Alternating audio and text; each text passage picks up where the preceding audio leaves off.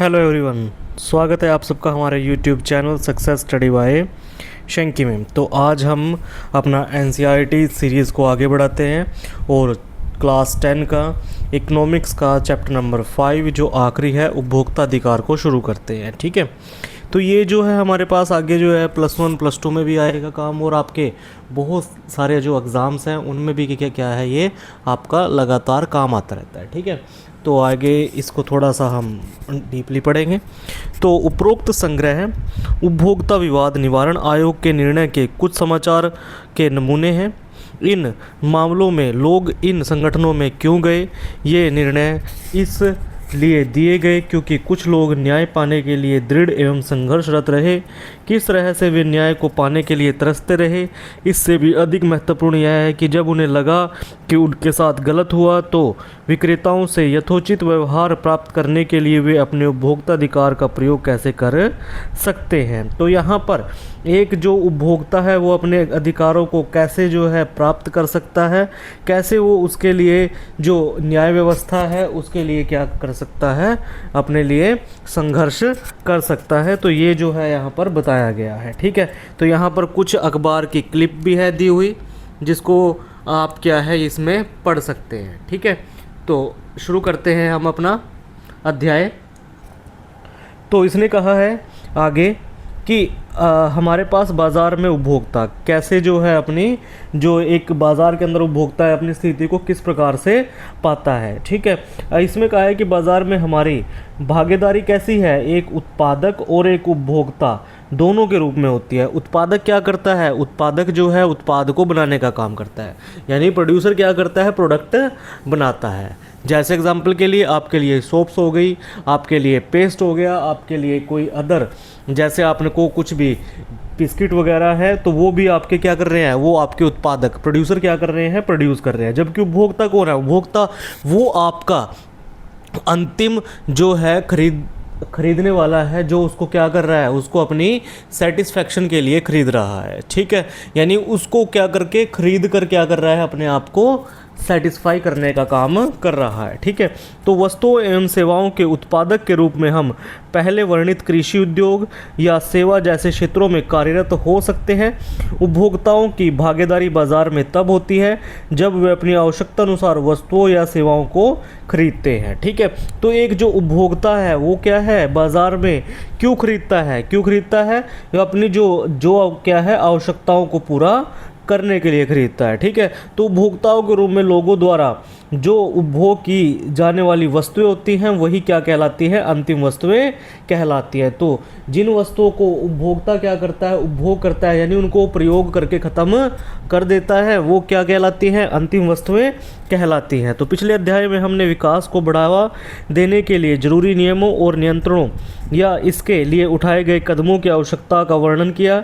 इनका महत्व संगठित क्षेत्र के मजदूरों की सुरक्षा के लिए उसी तरह से हो सकता है जिस तरह साहूकारों द्वारा लगाए जाने वाले उच्च ब्याज दर से लोगों को बचाने के लिए नियमों और नियंत्रणों की ज़रूरत होती है। इस प्रकार से पर्यावरण की सुरक्षा के लिए नियमों एवं विनियमों की आवश्यकता होती है। तो जिस जैसे यहाँ पर क्या है, लोगों को क्या करने के लिए, जैसे हम क्या है साहूकार से लोगों को बचाने के लिए क्या बनाए गए हैं, कुछ नियम और उनके ऊपर नियंत्रण रखा गया है।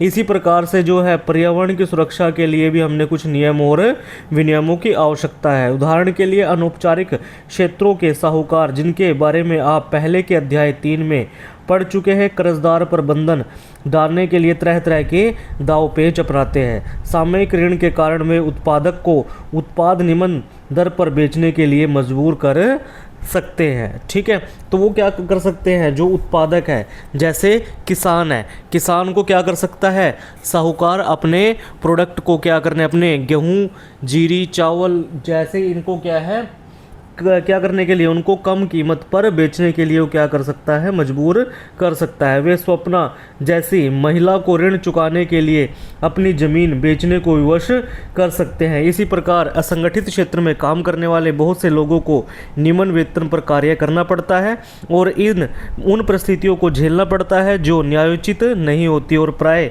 उनके स्वास्थ्य के लिए हानिकारक भी होती है। ऐसे शोषण को रोकने के लिए और उनकी सुरक्षा हेतु हमने नियमों एवं विनियमों की बात की है। कई ऐसी संस्थाएं हैं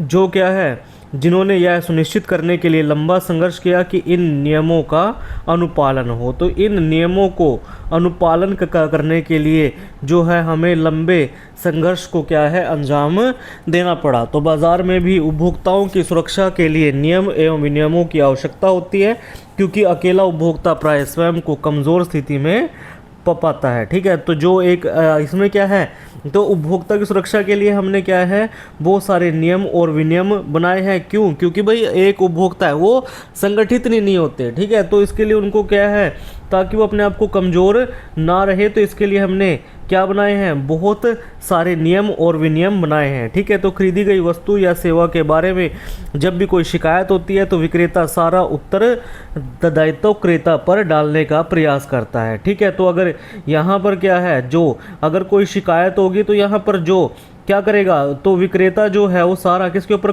कर देगा, रिस्पॉन्सिबिलिटी बना देगा क्रेता की। ठीक है, तो सामान्यतः उनकी प्रतिक्रिया होती है आपने जो खरीदा अगर वह पसंद नहीं है तो कहीं और जाइए। यानी कि यहाँ पर जो आपका बायर जो है वो बायर आपका हमेशा ही क्या रहता है, बैकवर्ड फुट पे रहता है। ठीक है, और सेलर हमेशा का क्या कहता है कि आपको अगर खरीदना है तो खरीदो, वरना आप कहीं और जा सकते हो। मानो बिक्री खो जाने के बाद विक्रेता की कोई जिम्मेवारी नहीं रह जाती। तो उपभोक्ता आंदोलन, जिसके बारे में हम आगे बात करेंगे, इस स्थिति को बदलने का एक प्रयास है।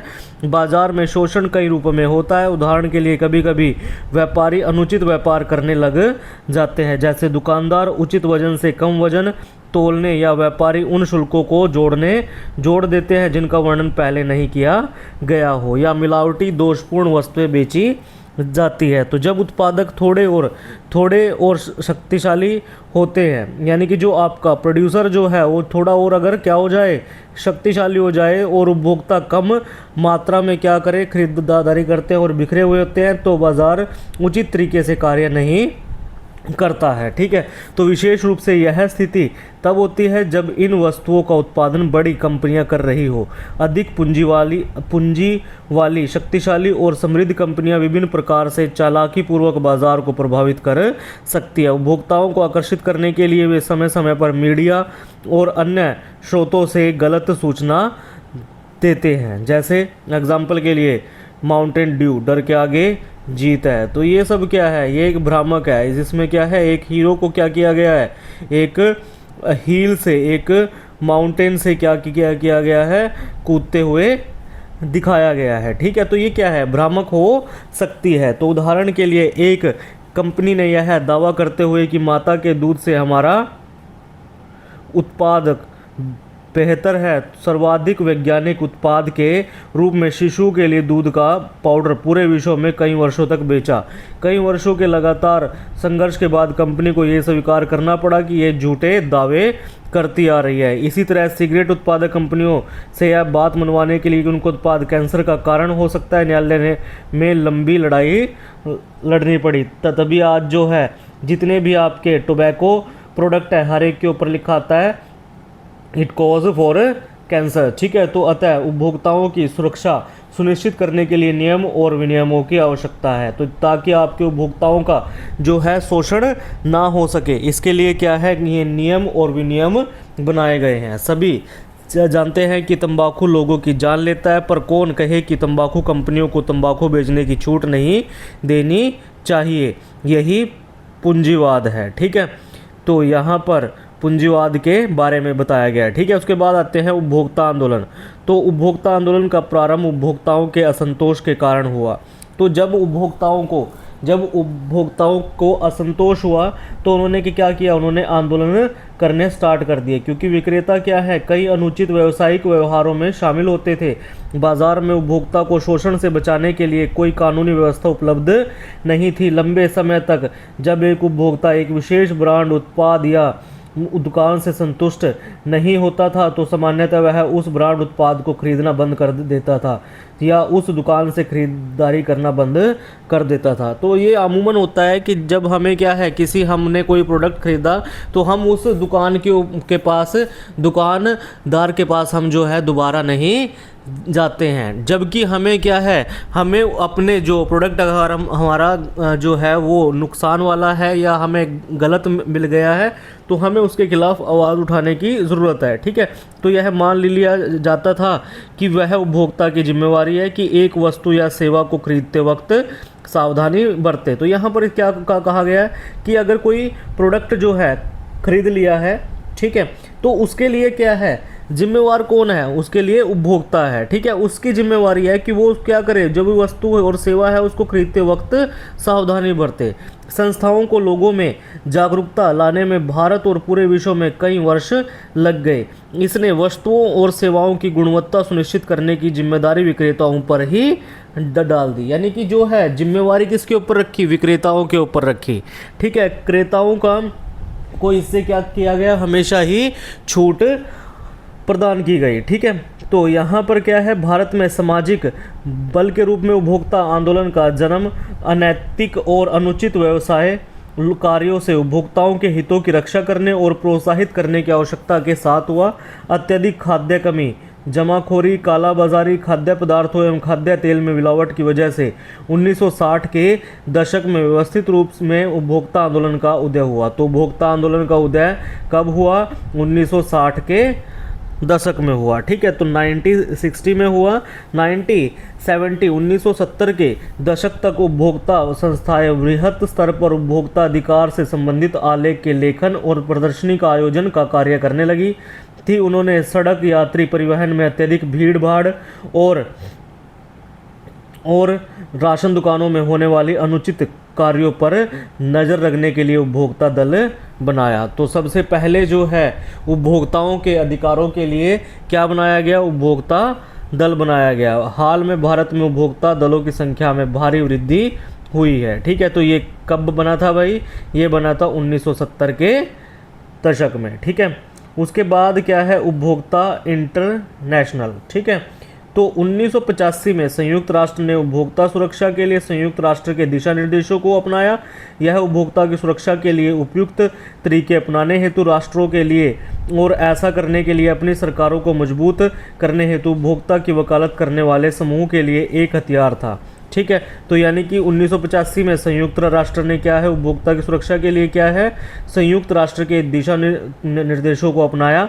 इसमें क्या, उपभोक्ता के सुरक्षा के लिए क्या है, उपयुक्त तरीके अपनाने हेतु राष्ट्रों के लिए और ऐसा करने के लिए अपनी सरकार को मजबूत करने हेतु उपभोक्ता की वकालत करने वाले समूह के लिए एक हथियार था। अंतर्राष्ट्रीय स्तर पर यह उपभोक्ता आंदोलन का आधार बना। आज उपभोक्ता इंटरनेशनल 100 से भी अधिक हैं देशों के 200 संस्थाओं का एक संरक्षक संस्था बन गया है। इन सभी प्रयासों के परिणाम स्वरूप यह आंदोलन वृहद स्तर पर उपभोक्ताओं के हितों के खिलाफ और अनुचित शैलियों को सुधारने के लिए व्यावसायिक कंपनियों और सरकारों दोनों पर दबाव डालने में सफल हुआ। 1986 में भारत सरकार द्वारा एक बड़ा कदम उठाया गया। यह उपभोक्ता सुरक्षा अधिनियम 1986 कानून का बनना था। तो भारत सरकार ने सबसे पहला जो है अधिनियम बनाया उपभोक्ता के अधिकारों के लिए, उपभोक्ता सुरक्षा अधिनियम 1986। ये बहुत इम्पोर्टेंट है। ठीक है, जिसको क्या है, कोपरा के नाम से भी प्रसिद्ध है। ठीक है,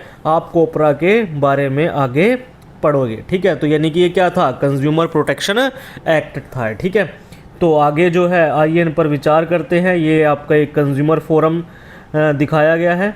ठीक है, कंज्यूमर फोरम उपभोक्ता शिकायत केंद्र दिल्ली हेड ऑफिस। ठीक है, उसके बाद है उपभोक्ता अधिकार क्या है।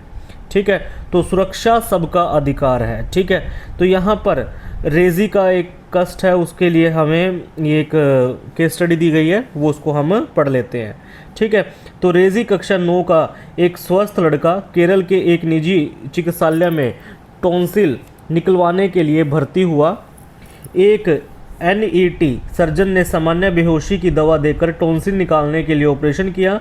अनुचित बेहोशी के कारण रेजी में दिमागी असामान्यता के लक्षण आ गए।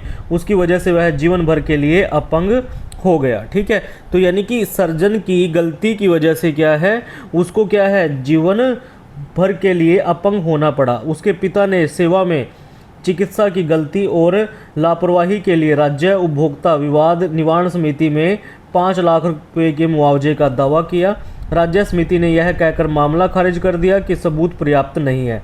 रेजी के पिता ने दिल्ली स्थित राष्ट्रीय उपभोक्ता विवाद निवारण समिति में पुनः अपील की। मामले की जांच करने के बाद राष्ट्रीय समिति ने अस्पताल को चिकित्सा में लापरवाही का दोषी पाया और हर्जाना देने का निर्देश दिया। ठीक है, तो यहाँ पर क्या है, यानी इससे हमें क्या पता लगता है कि जो हमारा क्या है उपभोक्ता जो कष्ट निवारण जो है आपकी समिति है वो क्या है, वो आपकी क्या कर सकती है, एक उपभोक्ता के लिए सही तरीके से आवाज़ उठा सकती है और उसके लिए क्या है कार्य कर सकती है। तो रेजी की व्यथा यह साबित करती है कि कैसे एक अस्पताल में चिकित्सकों और कर्मचारियों द्वारा बेहोश करने में लापरवाही के कारण एक छात्र जिंदगी भर के लिए अपंग हो जाता है।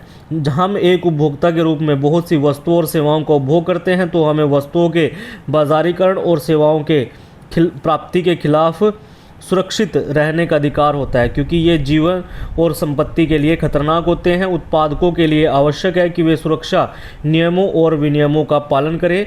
ऐसी बहुत सी वस्तुएं और सेवाएं हैं जिन्हें हम खरीदते हैं तो सुरक्षा की दृष्टि से एक खास सावधानी की ज़रूरत होती है। उदाहरण के लिए प्रेशर कुकर में एक सेफ्टी वॉल्व होता है। ठीक है, तो यदि ये क्या है ख़राब हो जाए तो क्या है भयंकर दुर्घटना का कारण हो सकता है। तो ये आपको क्या है सामान्य रूप से आपको कई बार जो अखबारों में या फिर आपको क्या है न्यूज़ चैनल के माध्यम से आपको ये क्या है खबर आती रहती है कि कहीं घरों में या किसी जगह पर आपके प्रेशर कुकर के फटने से जान माल की हानि हुई। ठीक है, तो ये सब क्या है, ये आपको क्या है उपभोक्ता को इसके लिए क्या होना होगा, सजग होना होगा। तो सेफ्टी वॉल्व के निर्माता को इसकी उच्च गुणवत्ता सुनिश्चित करनी चाहिए। आपको सार्वजनिक या सरकारी कार्यवाहियों को देखकर यह सुनिश्चित करना होगा कि गुणवत्ता का पालन किया गया है या नहीं। फिर भी हमें बाज़ार में निम्न गुणवत्ता वाले उत्पाद प्राप्त होते हैं। ठीक है, तो क्योंकि इन नियमों का उचित रूप से जो है वो पर्यवेक्षण यानी उनका सुपरविज़न ऑब्जर्वेशन जो है वो हमें नहीं मिल रहा है, और उपभोक्ता आंदोलन भी बहुत ज़्यादा मजबूत नहीं है। यानी कि उनके लिए हमारे पास क्या है, उनको अच्छे तरीके से ऑब्जर्व करके उनको सुपरवाइज करके क्या है हमारे पास जो है वो प्रोडक्ट आने चाहिए, क्योंकि इससे क्या है एक उपभोक्ता की सेफ्टी क्या होती है निर्धारित होती है। ठीक है, तो उसका जो है पालन होना आवश्यक है। ठीक है, तो और जब इसके लिए क्या है अभी हमारे पास हम उपभोक्ता अधिकारों की बात तो करते हैं, बट उसके लिए आज भी क्या है हम इतने ज़्यादा जो है वो व्यवस्थित नहीं हो पाए हैं। ठीक है, तो वस्तुओं और सेवाओं के बारे में जानकारी। तो अब जब आप कोई वस्तु खरीदेंगे तो उसके पैकेट पर कुछ खास जानकारियाँ पाएंगे। ये जानकारियाँ उस वस्तुओं के अवयवों, मूल्य, बैच संख्या, निर्माण की तारीख, खराब होने की तिथि, यानी कि उसके ऊपर जो क्या है क्या क्या उसके अंदर आपके कंपोनेंट्स हैं, क्या उसका प्राइस है, क्या उसका बैच नंबर है, कब उसको मैन्युफैक्चर किया गया था, कब उसकी एक्सपायरी डेट है, किसने उसको जो है वस्तु को बनाया है, उसका एड्रेस जो है वो सब कुछ होता है। तो जब हम कोई दवा खरीदते हैं तो उस दवा के उचित प्रयोग के बारे में क्या होते हैं, इंस्ट्रक्शन दिए होते हैं, निर्देश दिए होते हैं, और उस दवा के प्रयोग के अन्य प्रभाव और खतरों से संबंधित जानकारी प्राप्त कर सकते हैं। जब आप वस्त्र खरीदेंगे तो धुलाई संबंधी निर्देश आपको क्या है प्राप्त होंगे। आखिर ऐसे नियम क्यों बनाए गए कि वस्तु बनाने वाले को ये जानकारी देनी पड़ती है? तो ऐसा क्यों है कि उनको क्या है अपने प्रोडक्ट का बाहर सारा का सारा जो है वो डिस्क्रिप्टिव जो है वो सारा का सारा जो है उस मोड में लिखा होता है। ऐसा क्यों होता है? तो इसलिए कि उपभोक्ता जिन वस्तुओं और सेवाओं को खरीदता है उसके बारे में उसे सूचना पाने का अधिकार होता है। ठीक है, यानी कि राइट टू इन्फॉर्मेशन। ठीक है भाई, याद रखना, राइट टू इन्फॉर्मेशन होता है कि उसने जो भी इन्फॉर्मेशन जो भी उसने प्रोडक्ट खरीदा है उसकी उसको क्या हो इन्फॉर्मेशन हो। ठीक है, तो तब उपभोक्ता वस्तु को कि किसी भी प्रकार की खराबी होने पर शिकायत कर सकता है, मुआवजा पाने या वस्तु बदलने की मांग कर सकता है। उदाहरण के लिए यदि हम एक उत्पाद खरीदते हैं और उसके खराब होने की अंतिम तिथि के पहले ही वह खराब हो जाता है तो क्या है, तो हम उसे बदलने के बारे में कह सकते हैं। ठीक है, यदि वस्तु खराब होने की अंतिम समय सीमा उस पर नहीं छपी है तब विनिर्माता दुकान पर आरोप लगा देता है और अपनी जिम्मेदारी नहीं मानेगा। ठीक है, तो यदि लोग अंतिम तिथि समाप्त हो गई दवाओं को बेचते हैं तो उनके खिलाफ क्या होती है, कार्रवाई की जा सकती है। इसी प्रकार यदि कोई व्यक्ति जो है जितना उसके ऊपर एमआरपी है उससे अधिक मूल्य पर वस्तु को बेचता है तो कोई भी उसका विरोध और शिकायत कर सकता है। यह क्या होता है, एमआरपी यानी कि मैक्सिमम रिटेल प्राइस होता है, जो कि इसके ऊपर क्या है, इंगित होता है। इसको क्या बोलते हैं, अधिकतम खुदरा मूल्य बोलते हैं। तो वस्तुतः उपभोक्ता विक्रेता से अधिकतम खुदरा एमआरपी से कम दाम पर वस्तु देने के लिए मोलभाव कर सकते हैं। आज सरकार प्रदत्त विविध सेवाओं को उपयोगी बनाने के लिए सूचना पाने के अधिकार को बढ़ा दिया है। तो सूचना पाने का जो अधिकार है ये कब आया था भाई, ये आया था 2005 के अक्टूबर में। ठीक है, अक्टूबर में भारत सरकार ने एक कानून लागू किया था। इसको क्या कहा गया, आरटीआई कहा गया, राइट टू इन्फॉर्मेशन या सूचना पाने का अधिकार के नाम से जाना जाता है। और जो अपने नागरिकों को सरकारी विभागों के कार्यकलापों की सभी सूचनाएं पाने के अधिकार को सुनिश्चित करता है। आरटीआई एक्ट के प्रभाव को निम्नलिखित केसों के द्वारा समझा जा सकता है। तो यहाँ पर ये केस है, इसको आप समझ सकते हैं। ठीक है, तो अमृता नाम की एक इंजीनियरिंग स्नातक ने नौकरी पाने के लिए अपने सभी प्रमाण पत्रों को जमा करने तथा इंटरव्यू देने के बाद भी सरकारी विभाग में कोई रिजल्ट नहीं प्राप्त किया। कर्मचारियों ने भी उसके प्रश्नों का उत्तर देने से इनकार कर दिया। तब उसने एक्ट का प्रयोग करते हुए एक क्या है, एप्लीकेशन लिखी और कहा कि उसे क्या है, उचित समय तक परिणाम की जानकारी पाना उसका अधिकार था, जिससे कि वह अपने भविष्य की योजना बना सके। उसको न केवल रिजल्ट की घोषणा में देरी के कारणों के बारे में सूचित किया गया बल्कि उसको नियुक्ति के लिए बुलाने का पत्र मिल गया, क्योंकि उसने क्या है, इंटरव्यू अच्छा दिया था। ठीक है, तो आगे क्या है, चयन के अधिकार का उल्लंघन। ठीक है, तो यहाँ पर एक और जो है केस स्टडी है, पैसे लौटाए गए। ठीक है, तो इसमें क्या है कि अंसारी नगर के अभिरामी नामक एक छात्रा ने दिल्ली में व्यावसायिक पाठ्यक्रम में पढ़ने के लिए एक क्षेत्रीय कोचिंग संस्थान के 2 वर्षीय पाठ्यक्रम में नामांकन कराया। ठीक है, पाठ्यक्रम में भाग लेने के समय उसे में पूरे 2 वर्ष के अध्ययन के लिए उससे क्या है, करीब 61,020 रुपये जो है जमा किए। लेकिन उसने यह पाया कि पढ़ाई का स्तर वहाँ ठीक नहीं है। जहाँ उसने कोचिंग के लिए जो है एडमिशन लिया था वहाँ का जो है एजुकेशन लेवल था वो अच्छा नहीं था। इसलिए उसने क्या है, साल के अंत में उस पाठ्यक्रम को, उस करिकुलम को जो है छोड़ने का क्या कर लिया, निश्चय कर लिया। उस करिकुलम को छोड़ने के बाद उसने क्या किया, 1 साल का पैसा लौटाने की बात की तो उसे क्या है, मना कर दिया गया। जब उसने जिला उपभोक्ता विवाद निवारण आयोग में मुकदमा दायर किया तो आयोग ने संस्था को यह कहते हुए 28,000 रुपये लौटाने का आदेश दिया कि छात्रा को चुनने का अधिकार है। संस्थान ने पुनः राज्य उपभोक्ता आयोग में अपील की। राज्य उपभोक्ता आयोग ने जिला आयोग को निर्देश सुरक्षित रखते हुए आगे संस्थान को बेकार की अपील करने के लिए 25,000 का दंड फिर लगाया। ठीक है, तो उसने संस्था को 7,000 रुपये मुआवजे और याचिका खर्च के रूप में छात्रा को देने के लिए कहा। राज्य आयोग ने सभी शिक्षा संस्थानों और व्यावसायिक संस्थानों को विद्यार्थियों से पूरे साल की फीस को एडवांस में लेने से भी क्या कर दिया, मना कर दिया। तो आयोग के अनुसार इस आदेश का उल्लंघन करने पर दंड शुल्क भरना पड़ सकता है, साथ ही जेल भी हो सकती है। ठीक है, तो ये क्या है, आपके कंज्यूमर अवेयरनेस के लिए जो है आपको बताया गया है कि अगर एक कंज्यूमर अगर अवेयर होगा तो वो क्या है, अपने जो अधिकारों के लिए क्या कर सकता है, संघर्ष कर सकता है और उसको क्या है, उसके लिए मुआवजा भी क्या है, मिलेगा। ठीक है, तो हम इस घटना से यह समझते हैं कि किसी भी उपभोक्ता को जो कि किसी सेवा को प्राप्त करता है, चाहे वह किसी भी आयु या लिंग का हो और किसी भी तरह की सेवा प्राप्त करता है, उसको सेवा प्राप्त करते हुए हमेशा चुनने का अधिकार होगा। तो यहाँ आपका आरटीआई जो है आपको एक उपभोक्ता कानून जो है हमें क्या देता है, चुनने का अधिकार देता है। ठीक है, तो मान लीजिए आप एक दंतमंजन खरीदना चाहते हैं और दुकानदार कहता है कि यह केवल दंतमंजन तभी बिकेगा जब आप दंतमंजन के साथ एक ब्रश भी खरीदेंगे। अगर आप ब्रश खरीदने के लिए इच्छुक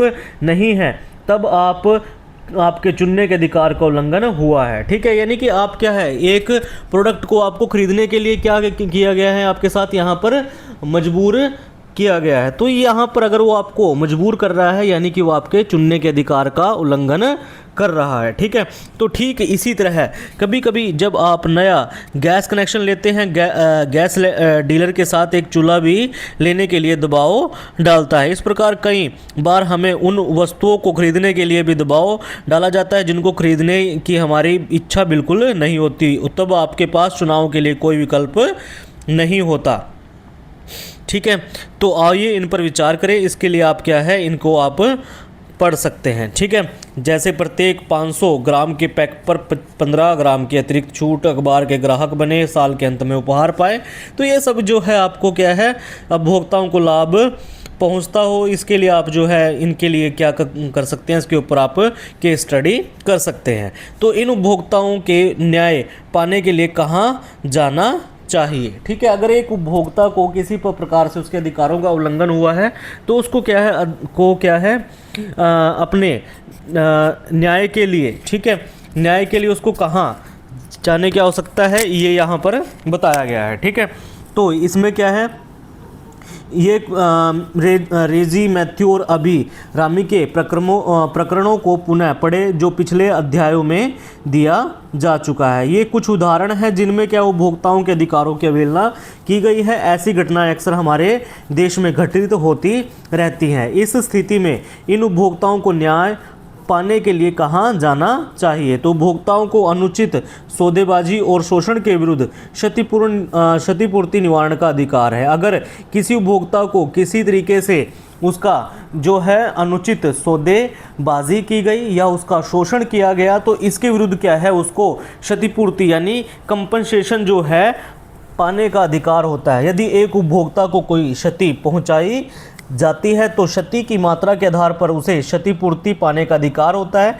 इस कार्य को पूरा करने के लिए एक आसान और प्रभावी जन प्रणाली बनाने की आवश्यकता है। इसके लिए एक आसान और जन प्रणाली जो क्या है बहुत इफ़ेक्टिव है, उसको क्या है बनाने की आवश्यकता है। ठीक है, तो आगे इसने कहा है कि उपयुक्त उपभोक्ता केंद्र के सम्मुख अपनी शिकायत दर्ज करा सकता है, स्वयं किसी वकील के साथ अथवा वकील की सेवा के बिना। यानी कि इसके लिए जो है अगर किसी उपभोक्ता के साथ कोई अनुचित व्यवहार हुआ है तो उसके लिए उसको ये आवश्यकता नहीं है कि वो क्या है किसी वकील के साथ ही उसके खिलाफ क्या है जो है इंक्वायरी कर सकता है। ठीक है, वो क्या है वकील के बिना भी क्या है वहाँ अपनी जो है कंप्लेंट कर सकता है। आप यह जानने के लिए इच्छुक होंगे कि कैसे एक पीड़ित व्यक्ति अपनी क्षतिपूर्ति प्राप्त करता है। जब हम श्री प्रकाश के मामले को लेते हैं, उन्होंने अपनी बेटी की शादी के लिए अपने गांव एक मनी ऑर्डर भेजा। उनकी बेटी को जब इन पैसों की ज़रूरत थी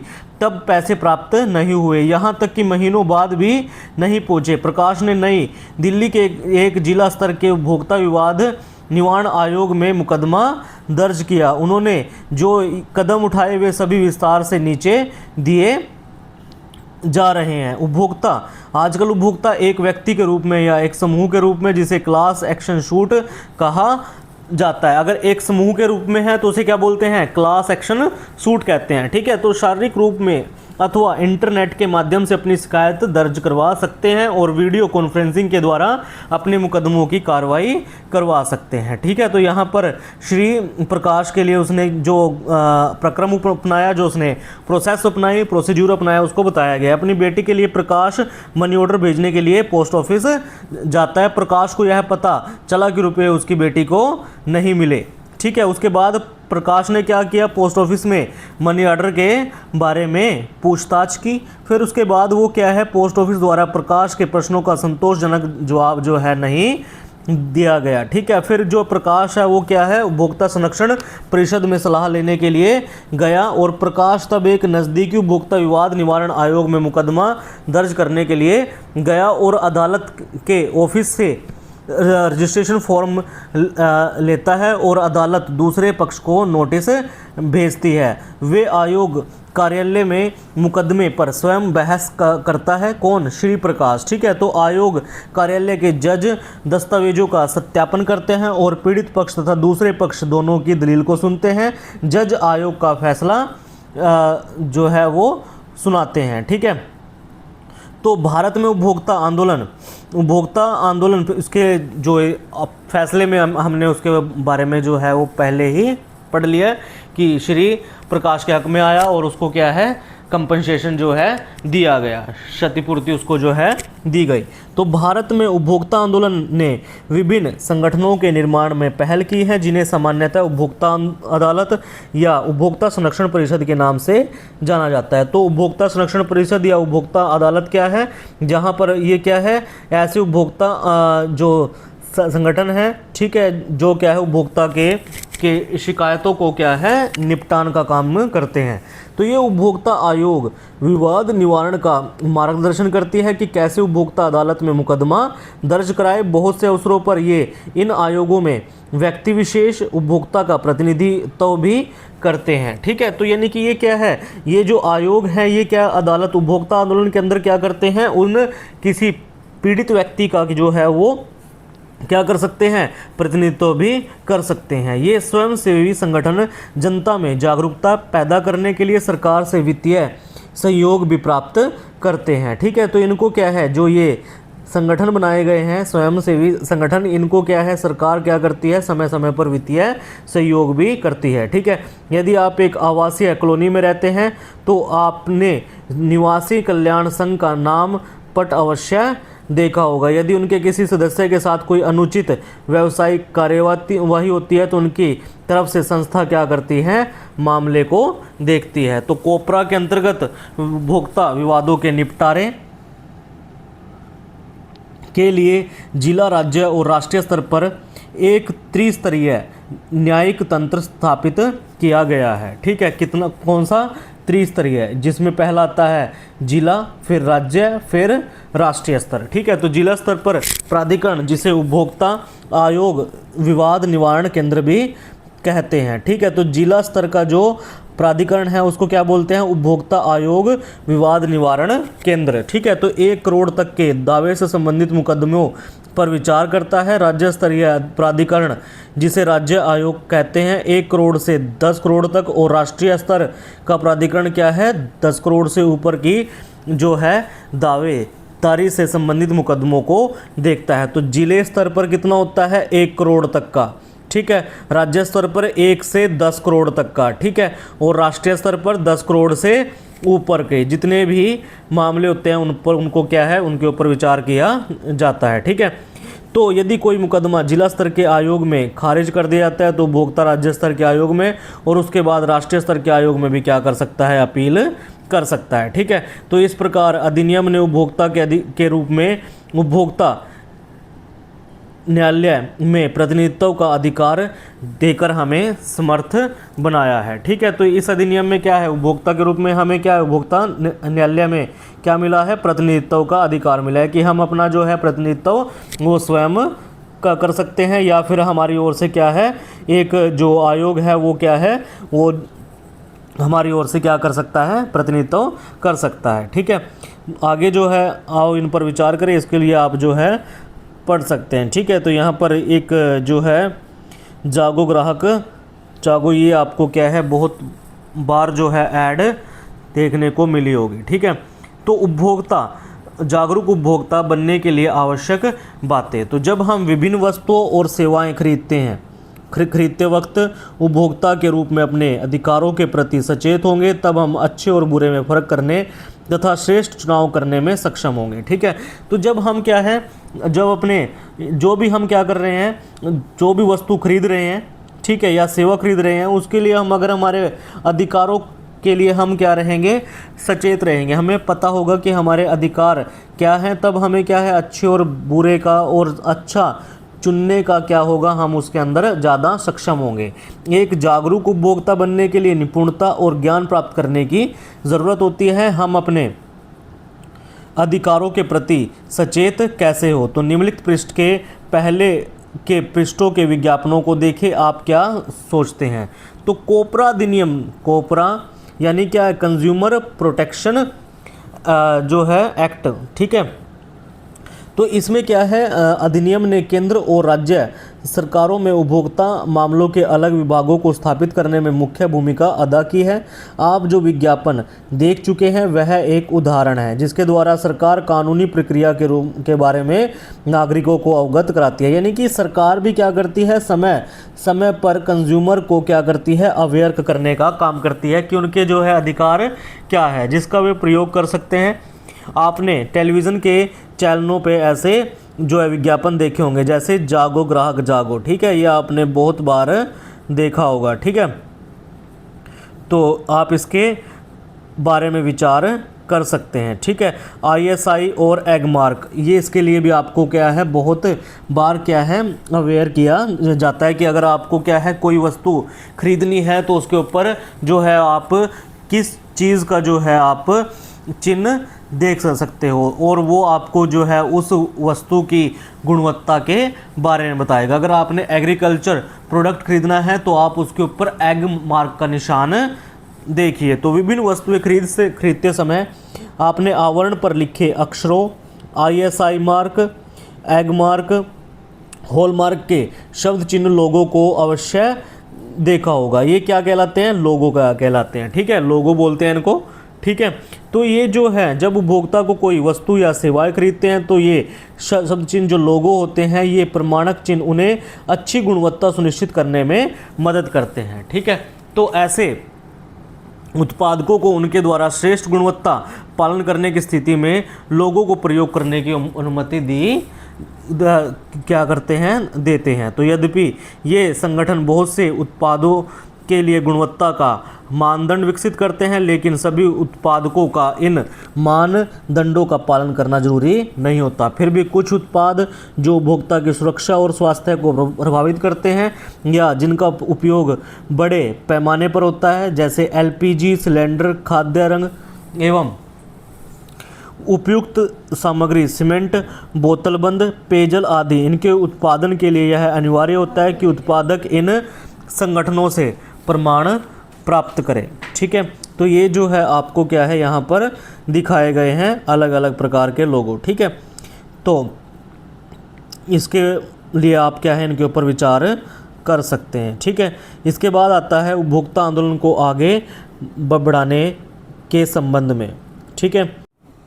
24 दिसंबर को भारत में राष्ट्रीय उपभोक्ता दिवस के रूप में मनाया जाता है। तो ये आपके लिए इम्पोर्टेंट क्वेश्चन आ गया कि राष्ट्रीय उपभोक्ता दिवस कब मनाया जाता है। तो 24 दिसंबर को राष्ट्रीय उपभोक्ता दिवस मनाया जाता है। तो 1986 में इसी दिन भारतीय संसद ने उपभोक्ता संरक्षण अधिनियम पारित किया था, ठीक है, जिसको क्या नाम अभी तक हम बात कर रहे थे, कोपरा 1986, ठीक है। इसको संसद में पारित किया गया था 24 दिसंबर को, ठीक है। तो भारत उन देशों में से एक है जहां उपभोक्ता संबंधी समस्याओं के निवारण के लिए विशिष्ट न्यायालय है। भारत में उपभोक्ता आंदोलन ने संगठित समूहों की संख्या और उनकी कार्यविधियों के मामले में कुछ तरक्की की है। आज देश में 2000 से अधिक उपभोक्ता संगठन हैं। कितने? 2000 से अधिक उपभोक्ता संगठन हैं, जिनमें से केवल 50-60 ही अपने कार्यों के लिए पूर्ण संगठित और मान्यता प्राप्त है, ठीक है। तो फिर भी उपभोक्ता निवारण प्रक्रिया जटिल, खर्चीली और समय साध्य साबित हो रही है। कई बार उपभोक्ताओं को वकीलों का सहारा लेना पड़ता है। ये मुकदमे आयोग की कार्यवाहियों में शामिल होने और आगे बढ़ने आदि में काफ़ी समय लेते हैं। तो अधिकांश खरीदारियों के समय रसीद नहीं दी जाती। ऐसी स्थिति में प्रमाण जुटाना आसान नहीं होता। इसके अलावा बाज़ार में अधिकांश खरीदारियाँ छोटे फुटकर दुकानदारों से, यानी कि जो रिटेलर्स हैं बैठे हुए हैं, उनसे क्या है की जाती है, ठीक है। तो उपभोक्ताओं के अधिकारों को मजबूती देने हेतु कोपरा का वर्ष 2019 में संशोधन हुआ। तो अब जो है इसको संशोधित करके उपभोक्ता संरक्षण अधिनियम 2019 आ गया है, ठीक है, जिसमें अब इंटरनेट के माध्यम से खरीद भी शामिल है। यानी कि इसके अंदर जो आपकी ऑनलाइन जो हम परचेज करते हैं उसको भी क्या किया गया है, इसके अंदर शामिल किया गया है। जैसे आपने फ्लिपकार्ट से, जैसे आपने अमेज़ोन से, ठीक है, मीशो से, आपने मिंत्रा से आपने शॉपिंग किया है तो इसको इसमें ऐड किया है। यदि कोई सेवा में कमी या दोषपूर्ण उत्पाद है तो सेवा प्रदाता और निर्माता को भी जिम्मेदार ठहराया जाएगा और दंडित किया जाएगा, यहाँ तक कि जेल भी हो सकती है। तो उपभोक्ता विवाद निवारण आयोग के बाहर तटस्थ मध्यस्थ की सहायता से विवादों को निपटाने को अब उपभोक्ता आयोग के सभी 3 स्तरों पर प्रोत्साहित किया गया है। कोपरा के अधिनियम के 35 वर्ष बाद भी भारत में उपभोक्ता ज्ञान बहुत धीरे से फैल रहा है, यानी कि आज भी जो कंज्यूमर अवेयरनेस है वो बहुत धीरे धीरे फैल रही है। ठीक है, तो श्रमिकों के हितों की रक्षा के लिए कानूनों के लागू होने के बावजूद खास तौर से असंगठित क्षेत्रों में ये कमज़ोर है। इस प्रकार बाज़ारों के कार्य करने के लिए नियमों और विनियमों का प्राय पालन नहीं होता है। तो बाज़ार के कार्य करने के लिए जितने भी नियम है और विनियम है उनका सही तरीके से पालन नहीं हो रहा है।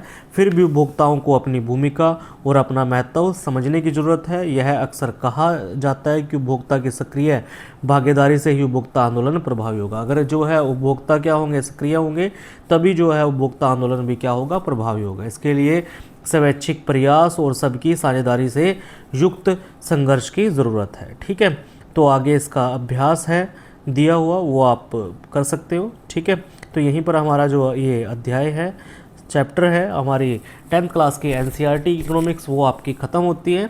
ठीक है, तो मिलते हैं हम अपने अगले अध्याय में। ठीक है, तो तब तक के लिए हमारे YouTube चैनल को सब्सक्राइब कीजिए, हमारे लाइक कीजिए, कमेंट कीजिए और सपोर्ट कीजिए प्लीज़। ठीक है, ताकि हम आपके लिए और अच्छी अच्छी वीडियो लेके आ सकें। इसको अपने दोस्तों में, अपने रिलेटिव्स में, अपने नोन्स में जो है ज़्यादा से ज़्यादा शेयर करने की कोशिश कीजिए। Thank you.